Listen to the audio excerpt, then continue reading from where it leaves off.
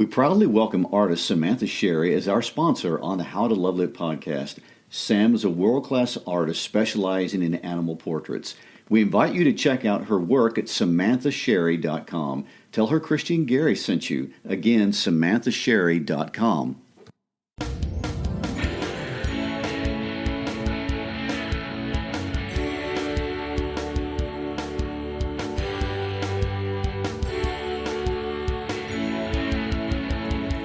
Hi, my name is Christy Shriver. And I'm Gary Shriver, and thank you for joining us at the How to Love Lit podcast.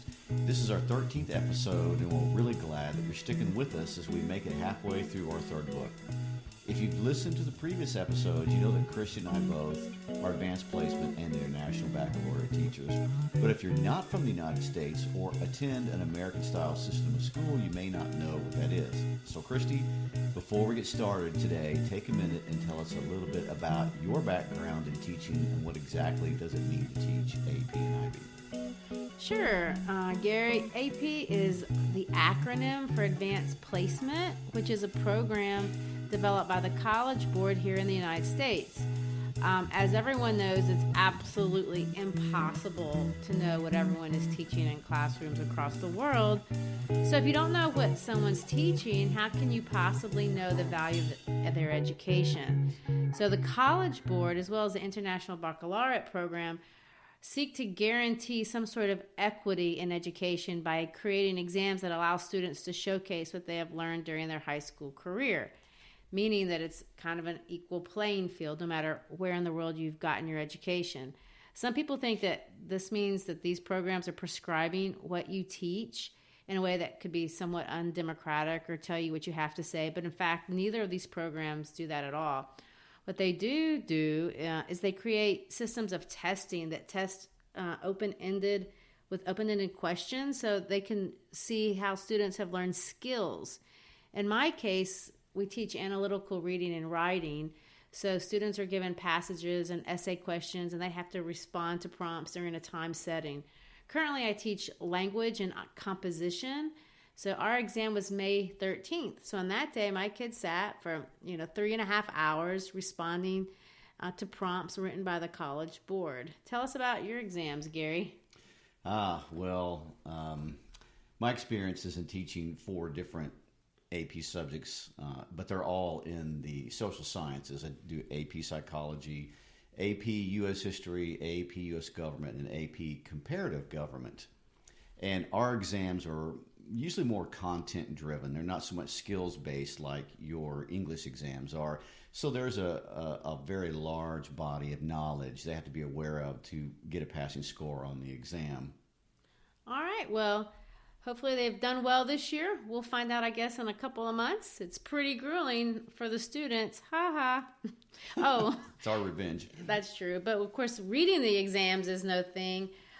We just got back from doing that, and we read, a little over 2,000 exams yes. over the course of a week. You want to tell people how that works? Oh, the AP reading, we jokingly refer to it as the academic sweatshop. And it's something that sounds terrible, but actually it's kind of nerdy and geeky and fun all at the same time. And it's a great academic experience working with other college professors and high school teachers and inside your subject grading the national exams that all these students have taken. I like it too. It's a lot of fun. I got some AP buddies. We hang out. So having said that, you ready to get into the book? Yes. All right. Yeah. Back to Raisin. So we're on Act 2. Let's recap. Last episode, we met the Youngers. The play opens Friday morning, and we met them in their apartment in urban Chicago over breakfast. We met Mama, Ruth, Benitha, Walter, and Travis. They're getting an insurance check in the mail Saturday morning to the tune of $10,000 because of the untimely death of Walter Sr. Walter Jr. really wants the money to open a liquor store. Benitha needs the money to go to medical school. Mama wants a house. So in scene 2 of Act 1, they get the check and emotions run even higher. There's a little lesson of tension when Asagai comes over. Asagai is a Nigerian student who is pursuing Benitha, and he's brought her gifts from Africa. Now, the last thing we've learned is that Ruth has paid $5 as a down payment for an abortion. So there's all kinds of tension in the household as that scene starts. This scene, well, this act opens up later on that same day. So it's still Saturday. Asagai has gone home, but we see Benitha decked out in her African robes, and she's kind of pretending to be a Nigerian princess. George, a different suitor, is going to come over and take her to a play. But not long after George and Benitha leave, Mama's going to come back with an announcement. She bought a house. She's going to be excited, but there's a problem. The house is in a white neighborhood. And scene 1 of Act 2 is going to kind of develop all those ideas. But before we jump into scene 2, let's break down all the different elements of scene 1 that I just kind of gave you a summary of. Sounds good. The first thing I think is interesting to discuss is this scene with Benitha and Walter dancing around to the African music. It doesn't really further the plot, so it must be included for another reason. So why is this dancing scene included? Well, that's a good question. I think there are many different things that this could mean. I'm going to tell you my thoughts for whatever those are worth. You mentioned before when I was a young girl, I used to live in Africa, which is true. When I was 13, my family moved to Zimbabwe for a period, and I absolutely love Africa. I've gone back a couple more times to Tanzania, which is in East Africa. That's a different part than South Africa, where I'd been as a little girl. But what I'm trying to point out, that Africa is a really large place, and there's 1,500 plus languages spoken there, and it represents over 3,000 tribes. So for the predominant language where I lived in Zimbabwe was Shona, and most people spoke that in the kind of the area where I lived. In Tanzania, where I've gone as an adult, there are many, many different tribal languages kind of all at the same place, and people have to communicate in Swahili. Now, this is interesting when we think about what Hansberry did, because she uses some language that, if you just look at it, looks like it's African language. And I kind of thought it was Nigerian. My mother lived in Nigeria when she was a young woman, and I assumed, I bet it's Yoruba. So I looked it up, and I can't find it. And so then I looked up what people were saying about the play, and they were saying it's a made-up word. So you have to wonder, why would she make up a word when you have 3,000 or 1,500 different languages to choose from? Why would you create your own? And then one author wrote that it was a compilation of parts of 3 different words that came from 3 different places in Africa. So if you think about it in that way, which I did, for me, this scene takes a minute out of the play to kind of not only break down the tension that's been building, because I think you kind of have to. It's getting pretty heavy by this point. Yes, it's so heavy. And it wants to create this family connection. The idea that Benitha and Walter, although they're really cruel to each other, they do love each other. But I also think she wants to kind of celebrate for just a minute and highlight the beauty and complexity of what really is, I think, kind of a misunderstood continent. Lots of people think that Africa is just like a single country. And she enforces this with this word, but she also enforces it with this imagery of the hunt and of the lion. Now, lions are intertwined, I think, in everybody's mind, but especially in my mind, with the kind of glory of Africa. You think of the Lion King and things like that. They're truly the king of the savannah. I remember when I was a little girl, my daddy took us to Wangi National Park, which is in Zimbabwe, and it's absolutely mind-blowing. Anytime you can go to an African reserve, it's amazing. It's beautiful. And I remember we spent the night there, and what you do when you go to these places, you just get in a car, or somebody drives you, and you just kind of look around for the whole day. And you look at all the kudu and the giraffes, and those are easy to see. But what you're really wanting to see, what everyone, because not everyone gets to, is you're looking for the big 5. The rhinos, the elephants, the buffaloes, the lions, and the leopards. And of those, the more elusive ones are going to be the cats. And of course, the lions are the most grand. Everyone wants to find a lion. And lions are on the verge of extinction. In Nigeria, There's some places that have less than 5. West Africa, where the Serengeti is, there's less than 900, and they're at risk everywhere. So Walter is going to jump on this table, pretend in his mind that he has come back from a hunting expedition in Africa, because to kill a lion is like the ultimate of African manliness. And so there he is. He wants to be a brave man, a warrior, a man worthy of respect. But unfortunately, this drunken dream of glory is going to be kind of interrupted, and he's going to be awakened from an actually successful man. A schmuck, but successful nonetheless. George Murchison. What is interesting about this character, George, and why is he different than Walter or even Assegai in your mind? Oh, George is he's a foil. He's a complete contrast when he walks in the scene. One thing I want to interject here real quick is that Act 2, Scene 1, from my reading, is largely about Walter. It opens with Walter and Beneatha's relationship, then it's going to move to Walter and George's relationship, and then it's going to go to Walter and Ruth's relationship, and then it's going to end with Walter and Mama's relationship. So Walter's he's tagging in on every person in this story at this point. And so George shows up. Now, George has education. He has middle class to upper middle class bearing and dress, things of that nature.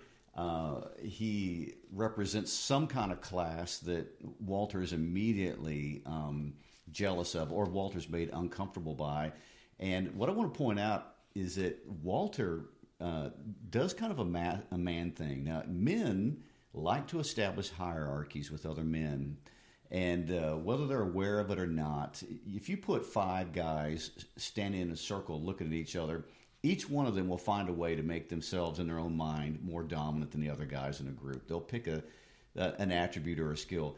Walter does this in true guy fashion, and he attacks George, and he starts insulting George, and these are not playful insults. These are... He begins to insult George for the way he's dressed, and in 2 different occasions, he says, "Why do you college boys wear those faggoty-looking shoes?" He's going for mean, insulting, demeaning, emasculating insults against George. So I would like to point out, to me, this doesn't feel like casual guys just jabbing at each other and having fun. No, he's using profanity, and he's going to say... oh, look, they's crazy as hell, white shoes, cold as it is. And and it's not even a very serious insult. Okay, he's wearing white shoes. Right. But the language is so angry. Well, and George is pretentious right away. He makes his comments about, we have to get to the theater. And what time's the theater start? Well, 8:30 Chicago time, but in New York time, where real theater would be, it's 8:40. So he's throwing... these conversations around with Beneatha in front of him. And it insults, well, it doesn't insult, but it demeans Ruth, because she's like, oh, wow, you've been to New York. She doesn't play the hierarchy game. She's going to be humble, and he crushes her. Well, and he tries to crush Walter again. He says, basically, what do New Yorkers do except act like Easterners? That ain't nothing, so... Well, the only person that can hang with him is Beneatha, and she comes out. I forgot to mention this even before we got into that about insulting Walter. She's done her hair in the wildest imaginable way. Like she just. I get the impression like those Diana. Is it Diana Ross that had the big hair in the 50s? The singers that it just went out everywhere. That was the bouffant, and that was actually common. That was the hairstyle that day. To me, I got the impression she might have gone more natural-like, having an afro, which was... Yeah, I think that's what it is. Which was years before that was a common statement. Well, she's daring George to go out with her. She is. Yeah. And she's trying to get under Walter's skin at the same time. And, of course, George is like, what the heck with the hair? And she says, I don't like assimilationism. This is my connection with Africa. And... she's wearing the dress, but he makes her change clothes. And then she comes out, and he's going to concede that he likes the hair. And they're getting ready to leave, but not before George takes another swipe at Walter, which is just so mean. Well, they're mean each other, and they're both trying to establish hierarchy. And Whereas Walter had taken kind of lowbrow shots at his masculinity, George's last jab is "Good night, Prometheus," which is interesting because obviously Walter has no idea what the reference means. It's an educated reference. And of course, George knows that. And the choice of choosing Prometheus is even mean because that's the Titan who created man, who made something, who became a man's man, sort of, if you want to look at it that way. And it's ironic and basically saying you're no man, you're nothing. Right. And ironic insults can cut deeper than average insults. And Walter doesn't know what he meant, but he Right. felt cut down, and there's just no reason for that. So they leave. They start. He and Ruth start talking, and they're just fighting. He picks on her, and he says, "Who's fighting you? Who even cares about you?" Again, demeaning sweet Ruth. Right. But then he has a human moment, and that anger breaks for a second, and he looks at her, and they have a discussion where he recognizes they've lost their intimacy and they've lost their trust for each other, and that hurts him, and he wishes they had it.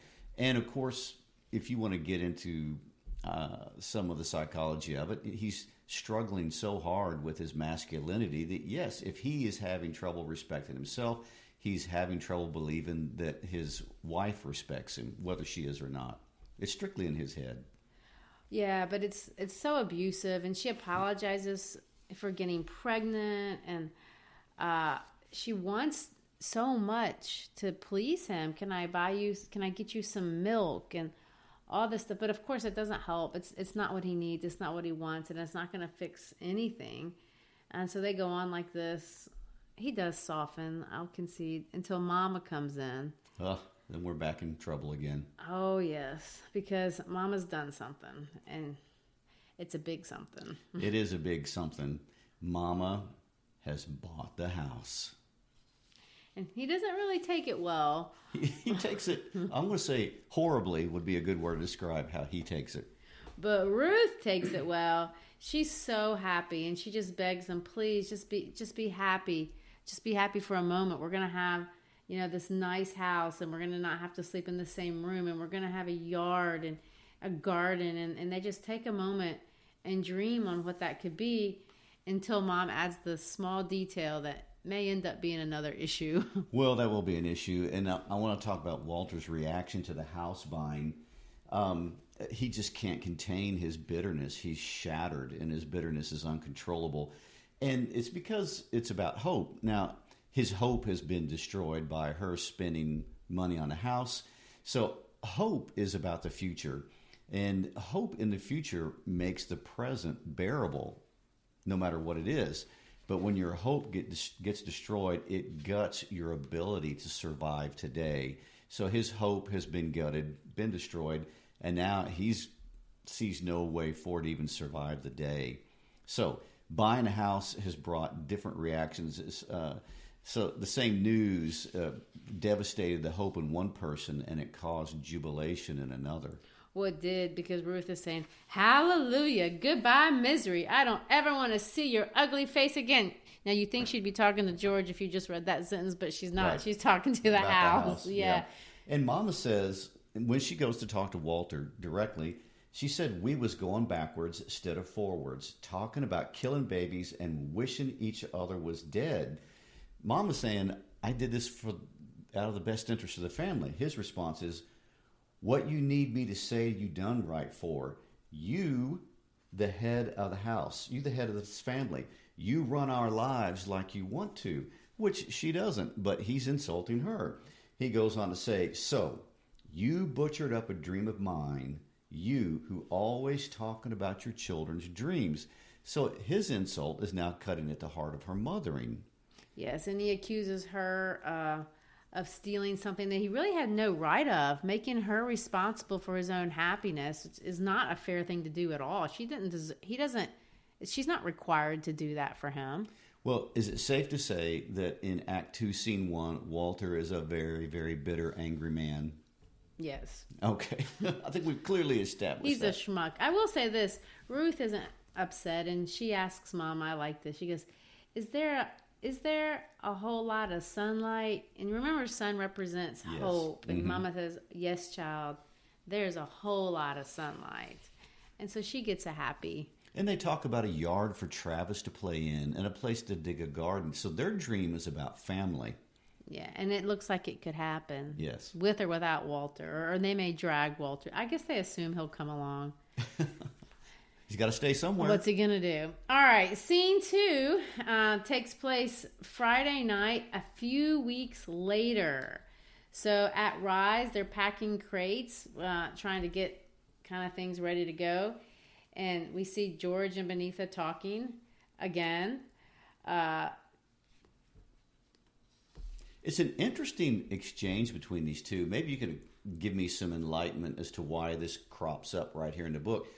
It ends up being a discussion between a very, very practical person and a very idealistic person. George being a practical person and Benita being the idealistic person. Yes, well, George is practical. I mean, of course he's practical. They've made money. He doesn't need to be idealistic. And, you know, George said, it's so funny because when I read this with my kids, I always ask, depending on what kind of class it is. So if you have an AP class, they like to think that they're philosophical and they've learned just enough to be dangerous. Yes, they have deep thoughts. But standard kids, they're super pragmatic. If I ask them, why are you in school? They'll tell me, I'm in school to get a degree, to go to college, to get another degree, to make money, to have wealth, to be happy, to buy a boat, or whatever they want. Whatever order. Whatever. They're not going to have, so I can decide on the deep moments of life. And so you see that juxtaposition right here. You know, Benita is still dreamy and idealistic, and George is like, whatever. Yeah. Well, I like what he says about her thoughts. First of all, she wants to talk. He says we talk all the time. Okay? We don't need any more talk. Then he goes on to say about talking, all about your thoughts. Why do that? Because the world will go on thinking what it thinks regardless of what your thoughts are. It's super practical. It is. I have a brother that's like this. He's a very successful businessman, and he's like, get to the bottom line. Get to the bottom line. We don't need to have this discussion. Well, then Benita says, well, then why read books? Why go to school? And he has it point A to point Z. All right? I like the stage direction with artificial patience. Counting on his fingers. It's simple. You read books to learn facts, to get grades, to pass the course, to get a degree. That's all. It has nothing to do with thoughts. And that's the funniest line right there to me. It has nothing to do with thoughts. I feel like I've heard that statement like many times. Many times. And you know, I understand that. And of course she does not. It frustrates her because she wants to ponder with him. That's the point of her being with in a relationship at all. Right. Well, they obviously relate very differently. Yeah, it's not going to work out. It's going to struggle, man. It's going to struggle. All right. Right then we get interrupted by Mrs. Johnson. Now, I think it's not important, but it's interesting to note that this part was actually cut out of the original performance. She was not a part of the play at all. And I read a couple of explanations about this, and it really came down to it was just cheap. They needed to cut. Oh, okay. They needed to cut some money out, and that's because a whole other person. She's a great character to be thrown in at this point, and we're going to find out why. I mean, I haven't seen a production without her in it, but it would be lacking.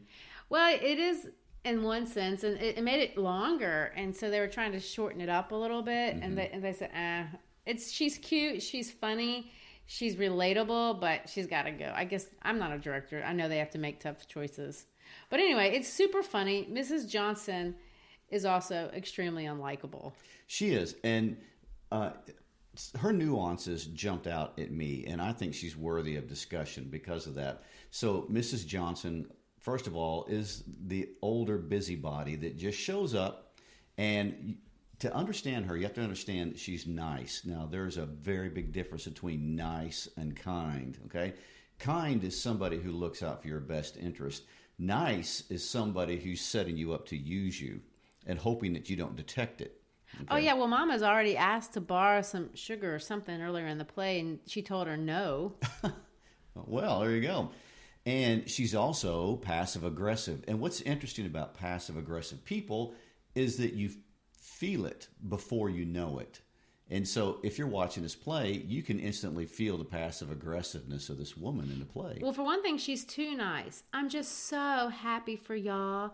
And this here child looks like she could just pop open with happiness, don't she? Where's all the rest of the family? Well, she's not happy, and she doesn't sound happy, but her words are happy. Well, that's what nice is. Nice is masking your true intentions. And then she goes on to get some gossip. She's still going out with the little Murchison boy.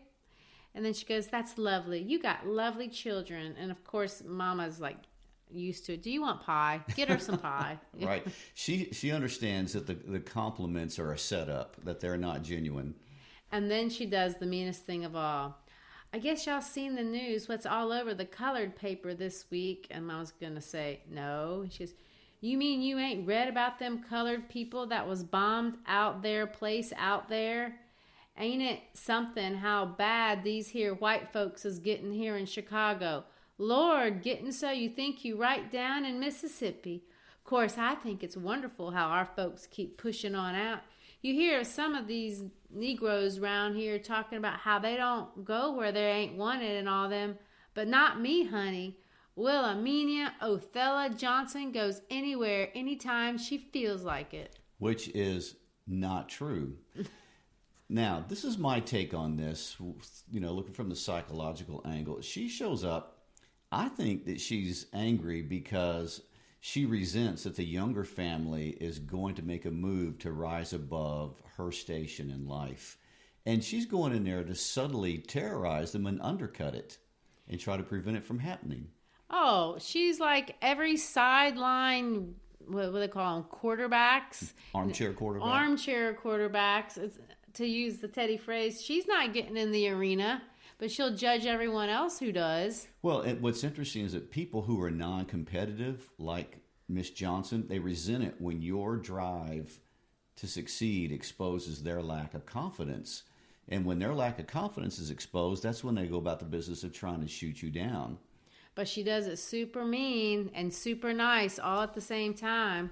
I mean, just, oh, well, they're so cute and all so sweet. Oh, I'm sorry that you might get blown up in the process is kind of what she's trying to say without her words. Right. And again, trying to undermine their confidence for what they're about to do. And, of course, she has to throw God in there. You know, I'm praying to God every day that don't nothing like that happen. But you have to think of life like it is. And these here Chicago peckerwoods is some bad peckerwoods. Well, there you go. And, of course, the whole time Mama is graciously holding her tongue, letting the woman speak her nonsense. And as if that's not enough, she has to turn to criticizing Benitha. And now she starts saying things to Benitha. When this is where we get into some of the subtle stuff that I wouldn't have known if you hadn't have told me about it. So Mrs. Johnson, who we've established, is just a horrible person. In fact, at some point, they compare her to the KKK, which is the Ku Klux Klan, the people with the white hoods. But anyway, Mrs. Johnson says this, the youngers is too much for me. You sure one proud acting bunch of colored folks. Well, I always thinks like Booker T. Washington said that time, education has spoiled many a good plowhand. Oh, and we have to camp out here for a moment. This is super important because Hansberry, as the author, does something that's deliciously interesting to history nerds.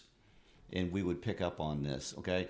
Back in the introduction, we laid out the fact that Hansberry was a contemporary and acquaintance of W.E.B. Du Bois. And she had connections with his literary publications in the NAACP. Well, they take a swipe right here. He uses the unlikable character. She uses the unlikable character of Mrs. Johnson to take a stab at W.E.B. Du Bois's nemesis, who was Booker T. Washington. So why do they not like each other? Aren't they both civil rights activists? Well, a couple things about this. First of all, when Hansberry is writing Raisin in the Sun, this is Martin Luther King Jr. is on the rise. He hasn't come to the status yet that he's going to achieve, nor has many other branches of the civil rights movement. They're actually in their evolution at the exact time she's writing this book. So the larger civil rights names at that time period would have been W.E.B. Du Bois and Booker T. Washington. And they represent a northern and southern view on racism and integration and all those issues. And one sidelight I want to point out is that in American history, from the day this country was founded, from the very beginning, we had a distinct northern nation, we had a distinct southern nation, and that was in white culture and in black culture both. And these two countries grew up side by side with different forms of government, different views on capitalism and all kind of things. And so it's interesting to see that thread transverse across time and show up in the African American communities through Du Bois and Booker T. Washington. So basically you have the Southern approach to how to handle the civil rights movement versus the Northern approach, and she's on Team North. She is, right. Booker T. Washington had written a work called The Atlanta Compromise. And in The Atlanta Compromise, first of all, let me say this. We could spend a whole entire episode just talking about Du Bois and Washington. We're not going to do that. I'm going to give you the extremely short version, right?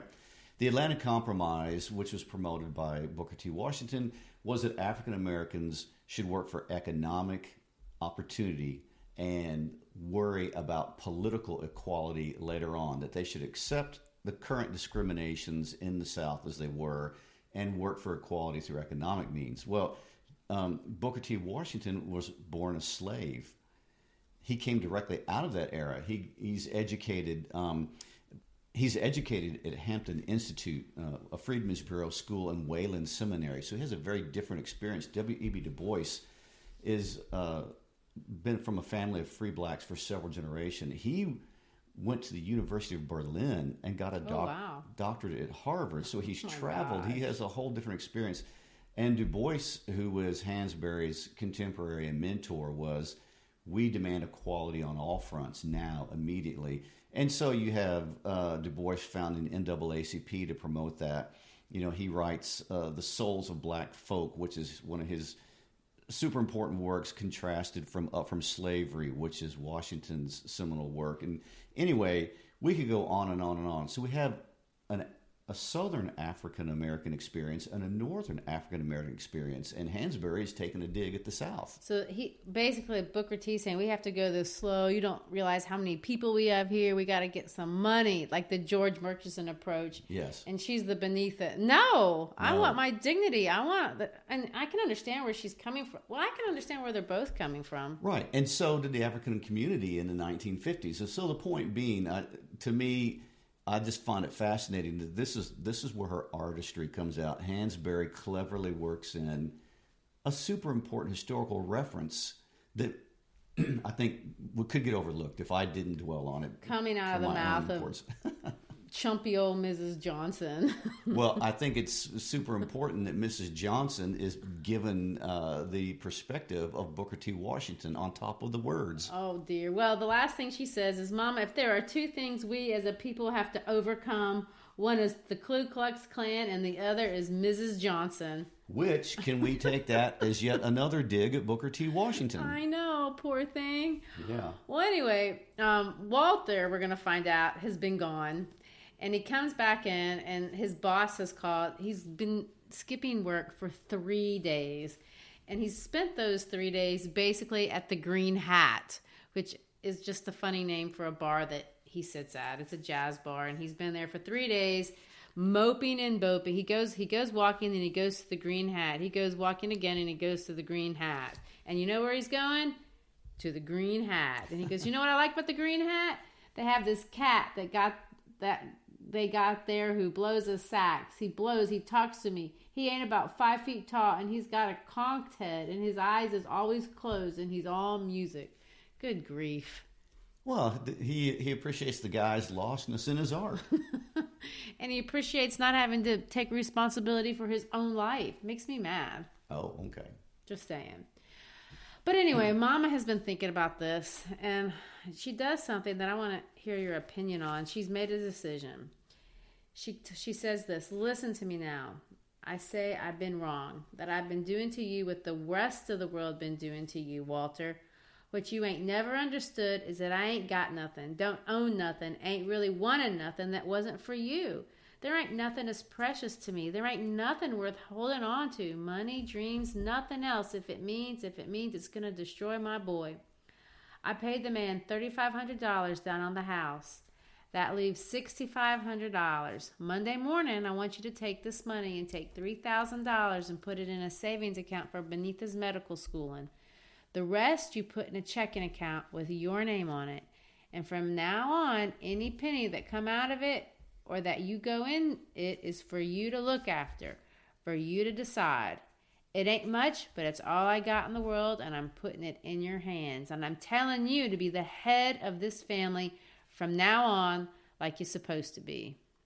What do you think of that? Well, the whole scene is going to end again on Walter, as it began on Walter.